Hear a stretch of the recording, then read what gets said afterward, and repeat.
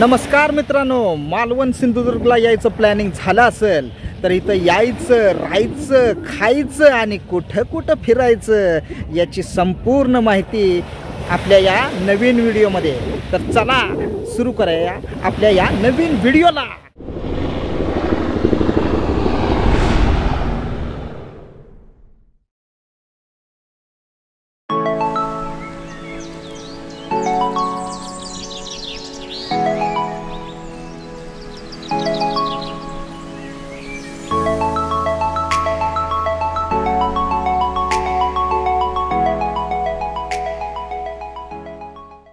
आयुष्यात काही वेगळं करायची इच्छा असेल तर एकच करा, प्रवास करा। आम्ही आमचा प्रवास सुरू केला होता पुण्यापासून आणि तब्बल 7 ते 8 तासांचा प्रवास केल्यानंतर सुंदर अशा निसर्गाच्या सान्निध्यातून वाट काढत आम्ही थेट पोचलो ते या मालवण शहरामध्ये।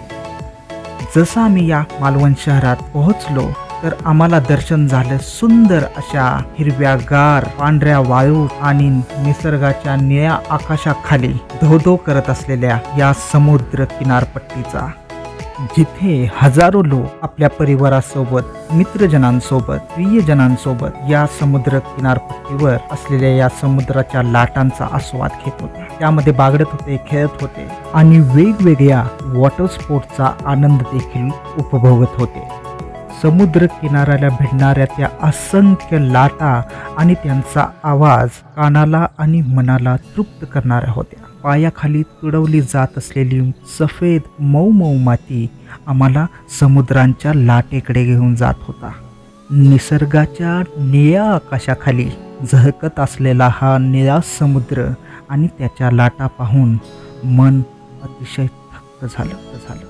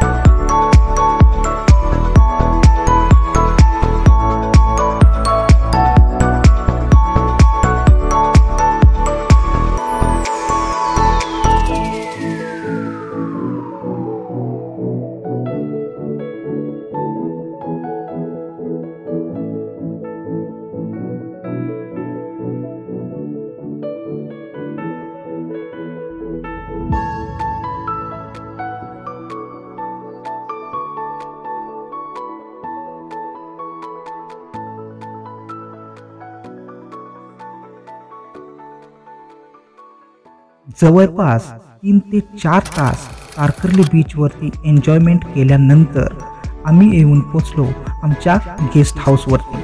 हे गेस्ट हाऊस चिवळा बीचच्या किनारपट्टीवरती अवेलेबल होतं आणि अतिशय माफक दरात आम्हाला हे अवेलेबल झालेलं होतं.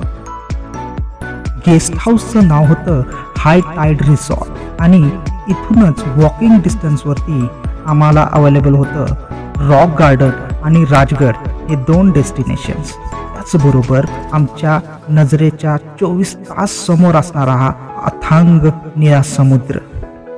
रिफ्रेशमेंट नंतर आम्ही इथं डिनरचा आस्वाद घेतला.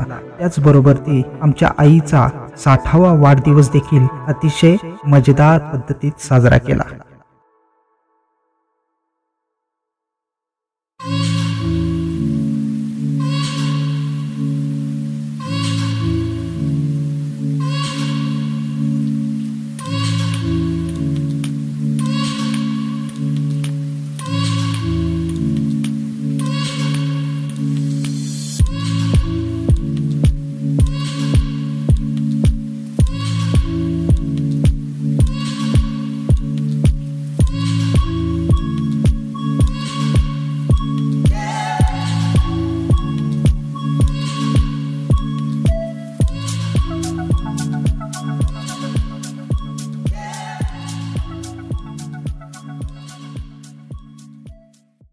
रात्रभर किनाऱ्यावर येऊन आदळणाऱ्या लाटांचा आवाज आमच्या कानात घुमत होता आणि सकाळी उठल्यानंतर हे विहंगम दृश्य आमच्या नजरेच्या समोर होता.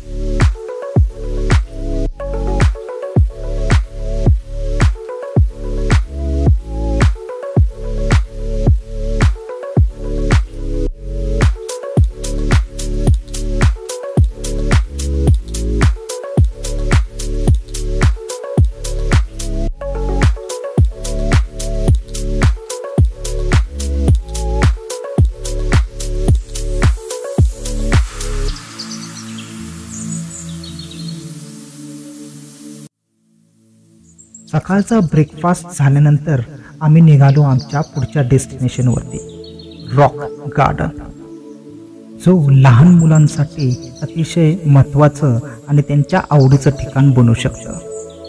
तिथं गेल्यानंतर तुम्ही शॉपिंग त्याचबरोबर फास्ट फूडचा देखील आनंद उठवू शकता.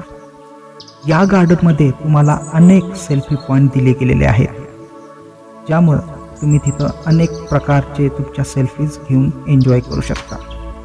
संध्याकाळच्या सुमारास या रॉक गार्डनमध्ये तुडुंब गर्दी असते, जे सर्व लोक इथं सूर्यास्त पाहायला येतात. त्याचबरोबर समोर असलेला चिवळा बीच आणि त्याचं निखळ स्वच्छ निळं पाणी, या पाण्यात तुम्हाला अनेक वॉटर स्पोर्ट्स ॲक्टिव्हिटीज सुरू असताना दिसून येते.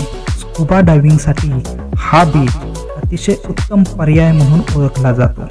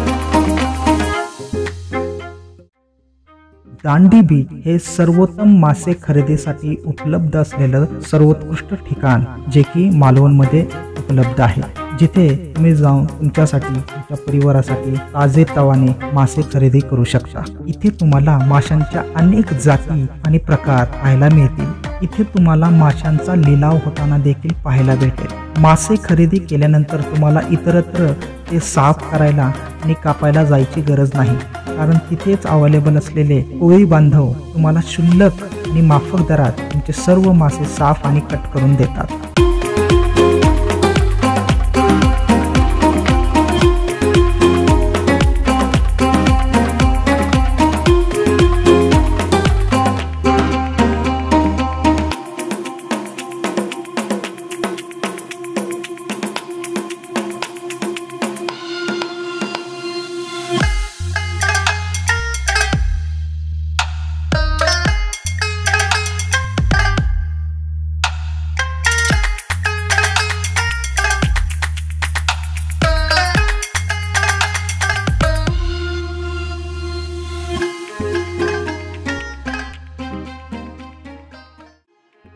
दांडी बीचच्या जवळपासच असलेला दुसरा बीच म्हणजे मालवण बीच। या बीचवर जाण्याचं कारण म्हणजे तुम्ही इथून बोटीने सिंधुदुर्ग किल्ल्यावरती प्रवास करून जाऊ शकता आणि सिंधुदुर्ग किल्ल्याला भेट देऊ शकता। इथे देखील अनेक वॉटर स्पोर्ट्सच्या ॲक्टिव्हिटी कंडक्ट केल्या जातात। सिंधुदुर्ग किल्ल्यावरती जाण्यासाठी प्रथमतः तुम्हाला तिकीट घरातून तुमचे तिकीट खरेदी करावे लागेल आणि अवेलेबल असलेल्या बोटीमधून तुम्हाला सिंधुदुर्ग किल्ल्यावरती नेऊन पोहोचवलं जातं आणि किल्ल्याला भेट देऊन झाल्यानंतर माघारी परत किनारपट्टीवर आणून सोडले जातात। तर मित्रांनो, हा व्हिडिओ आणि व्हिडिओमधील माहिती तुम्हाला कशी वाटली आम्हाला कॉमेंट करून नक्की समजवा। धन्यवाद।